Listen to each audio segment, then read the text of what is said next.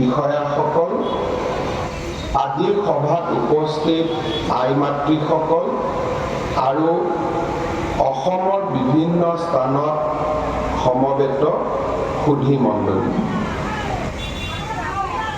অসম চৰকাৰৰ বাবে আৰু ব্যক্তিগতভাৱে মই আজি অত্যন্ত আনন্দিত যে আজিৰ পৰা আমি অৰুণোদয় ৩ বা যাক আমি চমুকৈ অৰুণোদয় 3.0 বুলি ক'ম, এই আঁচনিখন অসমৰ ৰাইজৰ বাবে সমৰ্পণ কৰাৰ এটা বিৰল সৌভাগ্য আমি সকলোৱে লাভ কৰিছোঁ।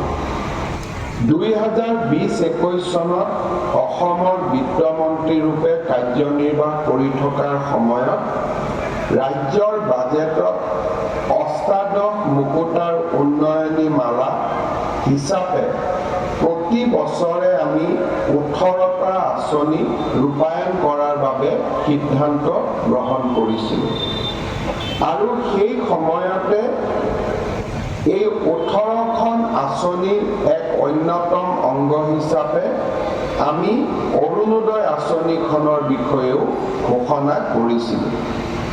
আত্মনিৰ্ভৰশীলতা, আত্মবিশ্বাস আৰু সুদৃঢ় লক্ষ্যৰে অসমক পুনৰ উত্থানৰ পথেৰে আগবঢ়াই নিয়াৰ কথা সৰুগত কৰিয়ে আমি অৰুণোদয় আঁচনিখন ৰচনা কৰিছিলোঁ। অৰুণোদয় আঁচনিখন অষ্টাদশ মুকুতাৰ উন্নয়নীমালাৰ সবাতোকৈ আকৰ্ষণীয়